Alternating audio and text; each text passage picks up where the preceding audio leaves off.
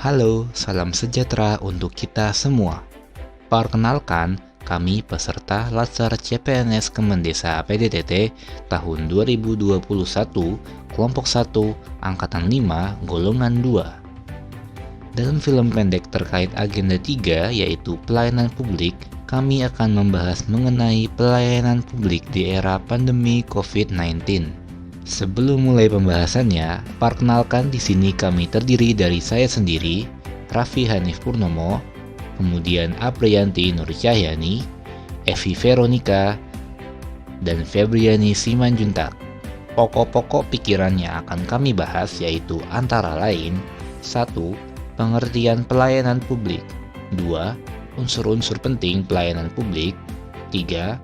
Prinsip-prinsip pelayanan publik 4. Fundamental pelayanan publik 5. 7. Sikap pelayanan publik 6. Penerapan pelayanan publik di era pandemi COVID-19 dan 7. Kesimpulan. Baiklah, kita akan membahas yang pertama dari pengertian pelayanan publik terlebih dahulu. Menurut Undang-Undang Nomor 25 Tahun 2009 tentang Pelayanan Publik, menyatakan bahwa pelayanan publik adalah kegiatan atau rangkaian kegiatan dalam rangka pemenuhan kebutuhan pelayanan sesuai dengan peraturan perundang-undangan bagi setiap warga negara dan penduduk atas barang, jasa, dan atau pelayanan administratif yang disediakan oleh penyelenggara pelayanan publik. Unsur-unsur penting pelayanan publik terbagi menjadi 3, yaitu yang pertama, organisasi penyelenggara pelayanan publik, yang kedua, penerima layanan atau pelanggan, yaitu orang, masyarakat, atau organisasi yang berkepentingan, dan yang ketiga adalah kepuasan yang diberikan dan atau diterima oleh penerima layanan atau pelanggan. Prinsip-prinsip pelayanan publik terbagi menjadi beberapa. Berbagai literatur administrasi publik menyebutkan bahwa prinsip pelayanan publik yang baik untuk mewujudkan pelayanan prima adalah yang pertama, partisipatif. Dalam penyelenggaraan pelayanan publik yang dibutuhkan masyarakat, pemerintah perlu melibatkan masyarakat dalam merencanakan, melaksanakan, dan mengevaluasi hasilnya. 2. Transparan. Dalam penyelenggaraan pelayanan publik, pemerintah sebagai penyelenggara pelayanan publik harus menyediakan akses bagi warga negara untuk mengetahui segala hal yang terkait dengan pelayanan publik yang diselenggarakan tersebut, seperti persyaratan, prosedur, biaya, dan sejenisnya. 3. Responsif. Dalam penyelenggaraan pelayanan publik, pemerintah wajib mendengar dan memenuhi tuntutan kebutuhan warga negaranya. Tidak hanya terkait dengan bentuk dan jenis pelayanan publik yang mereka butuhkan, akan tetapi juga terkait dengan mekanisme penyelenggaraan layanan, jam pelayanan, prosedur, dan biaya penyelenggaraan pelayanan. Yang keempat, tidak diskriminatif.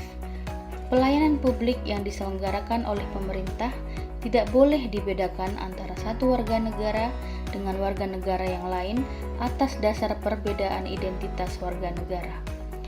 5. Mudah dan murah. Penyelenggaraan pelayanan publik di mana masyarakat harus memenuhi berbagai persyaratan dan membayar fee untuk memperoleh layanan yang mereka butuhkan, maka harus diterapkan prinsip mudah. Artinya, berbagai persyaratan yang dibutuhkan tersebut masuk di akal dan mudah untuk dipenuhi. Murah dalam arti biaya yang dibutuhkan oleh masyarakat untuk mendapatkan layanan tersebut terjangkau oleh seluruh warga negara. 6. Efektif dan efisien. Penyelenggaraan pelayanan publik harus mampu mewujudkan tujuan-tujuan yang hendak dicapainya. Untuk melaksanakan mandat konstitusi dan mencapai tujuan-tujuan strategis negara dalam jangka panjang. Dan cara mewujudkan tujuan tersebut dilakukan dengan prosedur yang sederhana, tenaga kerja yang sedikit, dan biaya yang murah. 7. Aksesibel. Pelayanan publik yang diselenggarakan oleh pemerintah harus dapat dijangkau oleh warga negara yang membutuhkan dalam arti fisik. 8. akuntabel. Penyelenggaraan pelayanan publik dilakukan dengan menggunakan fasilitas dan sumber daya manusia yang dibiayai oleh warga negara, yaitu melalui pajak yang mereka bayar. Oleh karena itu, semua bentuk penyelenggaraan pelayanan publik harus dapat dipertanggungjawabkan secara terbuka kepada masyarakat. Dan yang terakhir yaitu berkeadilan, yaitu melindungi warga negara dari praktik buruk yang dilakukan oleh warga negara yang lain. Harus mampu menghadirkan rasa keadilan bagi kelompok lemah ketika berhadapan dengan kelompok yang lebih kuat. Demikian, terima kasih. Poin yang keempat, fundamental pelayanan publik. Sebagai seorang ASN, perlu memahami 4 dasar atau fundamental pelayanan publik, yaitu sebagai berikut. Yang pertama, pelayanan publik merupakan hak warga negara sebagai amanat konstitusi. Dengan demikian, menjadi kewajiban pemerintah untuk menyelenggarakannya baik sendiri maupun bekerja sama dengan sektor swasta.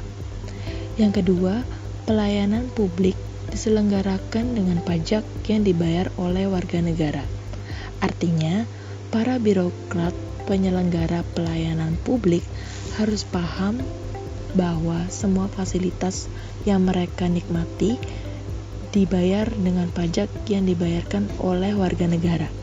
Sehingga sebagai seorang ASN harus paham bahwa warga negara adalah agen atau tuan dan ASN adalah klien atau pelayan.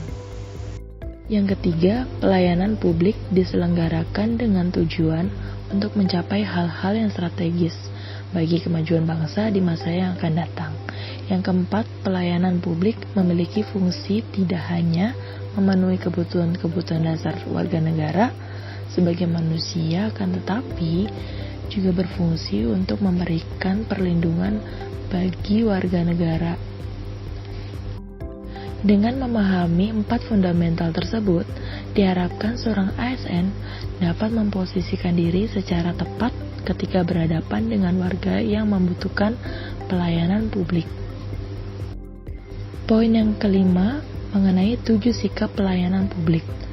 Sebuah budaya yang kuat akan mewarnai sifat hubungan antar instansi atau organisasi pemberi pelayanan dengan pelanggannya.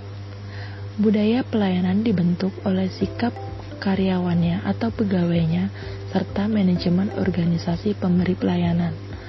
Sikap pelayanan dapat digambarkan melalui 7P sebagai berikut. Yang pertama, passionate atau sangat bergairah. Dalam kata arti, bersemangat dalam melakukan pelayanan bagi masyarakat. Yang kedua, progresif, yaitu melakukan pelayanan dengan cara yang sebaik mungkin.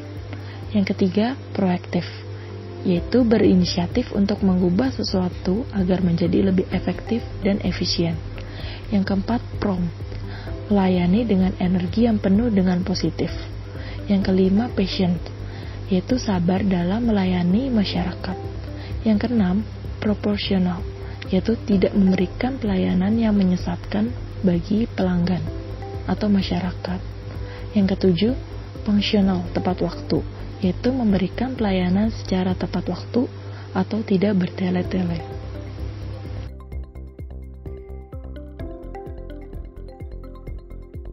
Selanjutnya, pokok pikiran ke-6 yaitu penerapan pelayanan publik di era pandemi COVID-19. Di tengah masa pandemi virus corona atau COVID-19 ini, menuntut masyarakat banyak melakukan adaptasi di kehidupan sehari-hari. Adaptasi ini pun berlaku juga pada penyelenggaraan pelayanan publik. Kebijakan pemerintah untuk mencegah menyebarnya virus ini telah banyak dikeluarkan. Tentunya berdampak pada standar pelayanan publik yang diterapkan oleh penyelenggara layanan. Peningkatan standar pelayanan publik akan menjadi salah satu upaya pencegahan penyebaran virus ini. Agar tetap dapat melayani publik dengan baik, maka perlu melakukan beberapa upaya penyesuaian seperti: yang pertama, menyediakan informasi secara jelas mengenai standar pelayanan, yaitu dengan memaksimalkan media sosial dalam pelayanan publik seperti memberikan pengumuman, informasi, dan pemberitahuan sehingga tidak perlu ke kantor langsung sehingga dapat meminimalisir kerumunan di ruang pelayanan.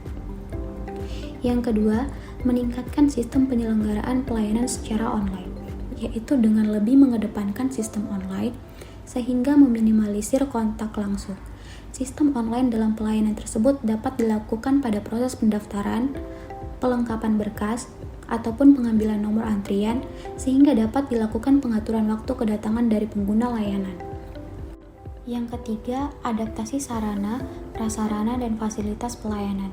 Contohnya, 1. Selalu menyediakan hand sanitizer atau tempat cuci tangan di area-area publik. 2. Melakukan antisipasi seperti pengecekan suhu sebelum memasuki ruangan. 3. Membatasi jumlah orang yang ada di dalam satu ruangan. 4. Selalu menjaga jarak jika ada di dalam satu ruangan. 5. Penyemprotan disinfektan secara berkala terutama di ruang publik yang sering digunakan dalam pelayanan. 6. Melakukan swab test berkala kepada petugas garda depan yang terlibat langsung dalam pelayanan publik. Dan yang terakhir, kesimpulan. Pelayanan publik saat ini sudah menjadi kebutuhan dasar masyarakat yang harus dipenuhi oleh pemerintah. Walaupun di masa pandemi, kebutuhan tersebut harus tetap dapat dilaksanakan secara baik dan diadaptasi oleh para penyelenggara layanan. Sebagai seorang ASN yang telah memahami 4 fundamental pelayanan publik seperti yang telah dijelaskan sebelumnya, maka seharusnya sadar dan terbuka tentang perubahan yang terjadi saat ini dan mampu menyesuaikan diri agar tetap dapat memberikan pelayanan publik yang terbaik untuk masyarakat. Sekian pembahasan kami kali ini mengenai pelayanan publik terkhusus dalam situasi pandemi seperti saat ini.